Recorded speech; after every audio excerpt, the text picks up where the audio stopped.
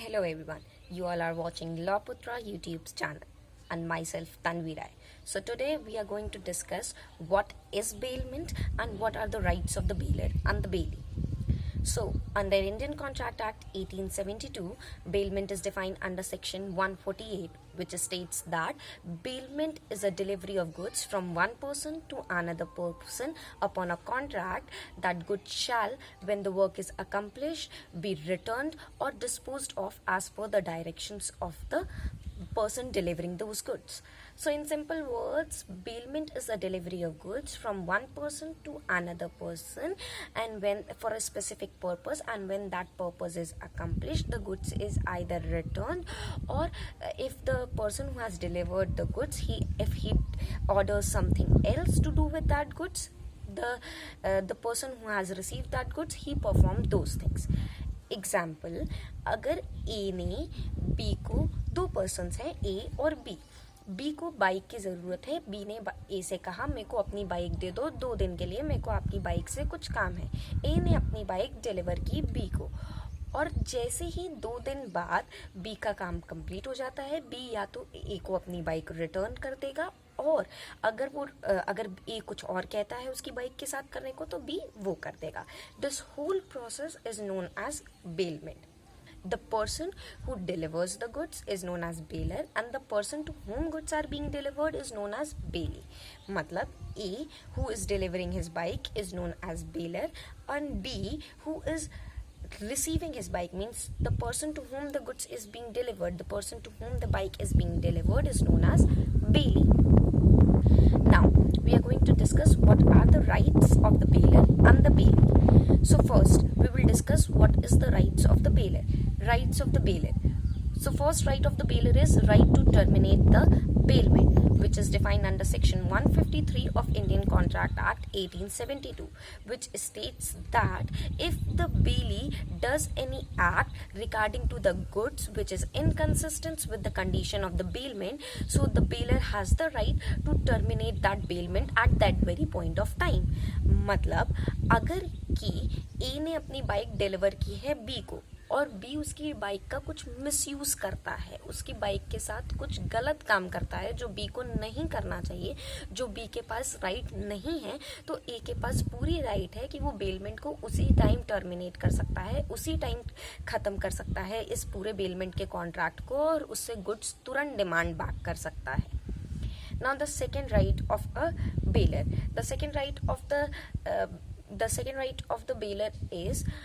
right to demand back the goods lent gratuitously at any point of time. Means if the bailer has done gratuitous bailment, then he has the full right to demand back those goods at any point of time, whether the time of bailment has been expired or whether the purpose has been accomplished or not. मतलब अगर ए ने अपनी bike deliver की है B को, और B से ए ने कोई भी चार्जेस नहीं लिए हैं, या कोई भी गुड मतलब कोई भी चीज़ डिमांड नहीं की है उसके बदले में, तो ए के पास पूरी राइट है कि वो बी से अपनी बाइक कभी भी वापस मांग सकता है जब भी उसको ज़रूरत हो, भले वो 2 दिन कंप्लीट हुए हों या ना हुए हों, या बी का काम पूरा हुआ हो या ना हुआ हो, वो बी से कभी भी अपने गुड्स डिमांड बैक कर सकता है. Now comes what third right of a bailer. The third right of bailer is right to file suit right to file suit for the enforcement of the duties imposed upon the bailee. Means if the bailee has certain duties regarding the goods which has been bailed to him, and if he is not performing those duties, then the bailer has full right to file a suit against him and enforce those duties on the bailee. मतलब अगर ए ने अपनी bike deliver की है B को,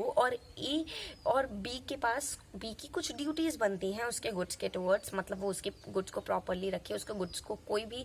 problem ना हो, कोई भी मतलब उसकी जो बाइक डिलीवर की है वो कभी टूटे ना, या कुछ उसके साथ गलत ना हो,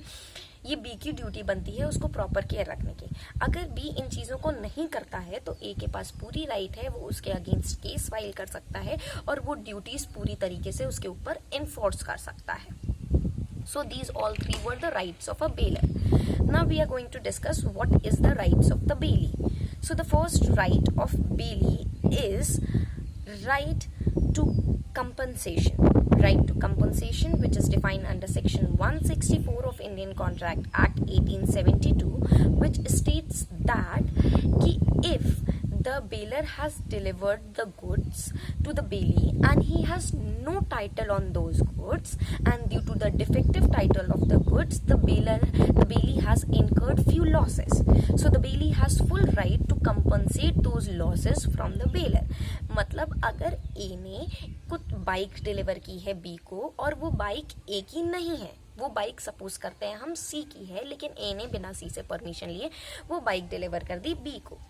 तो बी के पास अगर बी के पास सी आता है और सी कहता है तुमने बिना मेरी परमिशन के बाइक ले ली, अब मैं तुम्हारे अगेंस्ट केस करूंगा, तुम्हें मुझे कंपनसेशन देना पड़ेगा। अगर बी को ये सारे कंपनसेशन या केस या कोर्ट में जाना पड़ता है, केस लड़ना पड़ता है, कंपनसेशन जो भी पैसे उसके लॉस होते हैं, मतलब जो भी उसका लॉस होता है इस पूरे ड्यूरेशन में, बी के पास पूरी राइट है कि वो सी के पास जा सकता है, ए के पास जा सकता है ए के पास जा सकता है और ए से जाके ये कह सकता है कि आपके पास कुछ टाइटल नहीं थे उन गुड्स के, फिर भी आपने मेरे को डिलीवर किया, जिसकी वजह से मेरे को इतने सारे लॉसेस हुए और मेरे को इस चीज़ का कंपनसेशन चाहिए, और ए के पास पूरी राइट है कि वो उसको कंपनसेशन दे सकता है। और now the second right of bailee is that the right to return back the goods to any one of the joint bailer at the time when the purpose is accomplished. Means if the goods which has been delivered to the bailee belongs to the several bailers, so the bailee has the right to return the goods back to one bailer without the consent of the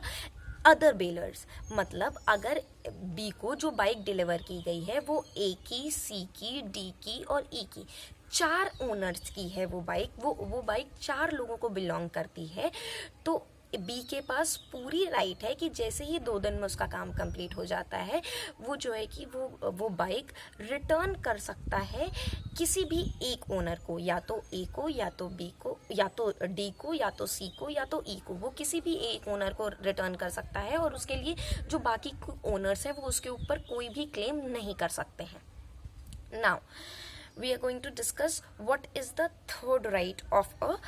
bailee. The third right of a bailee is right to recover the agreed charges.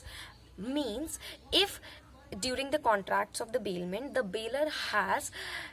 promised to give some charges to the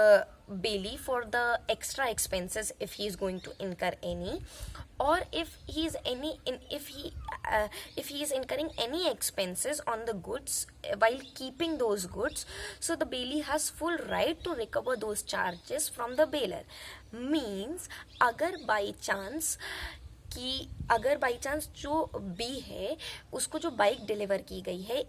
ए से, वो bike अचानक से बीच में ख़राब हो जाती है और वो बाइक एक्चुअल में है तो ए की ड्यूटी बनती है उसे वो करवाने की, लेकिन अगर बी को उसे ठीक करवाना पड़ता है या उसका कुछ एक्स्ट्रा चार्जेस, मतलब उस बाइक को रखने में अपने पास कुछ एक्स्ट्रा चार्जेस पे करने पड़ते हैं, तो बी के पास पूरी राइट है कि जैसे ही उसका काम कंप्लीट हो जाता है वो जो भी चार्जेस, जो भी एक्स्ट्रा एक्सपेंसेस उसके आए हैं उस बाइक पे, वो ए से उन एक्सपेंसेस को रिकवर कर सकता है। मतलब ए से कह सकता है कि आपके बाइक को रखने में मेरे पे ये एक्स्ट्रा चार्जेस आए हैं, आप मेरे को इसका पैसा दे दो, और ए की ड्यूटी बनती है कि उसको पैसा देना पड़ेगा। Thank you all of you, I hope you all like this session.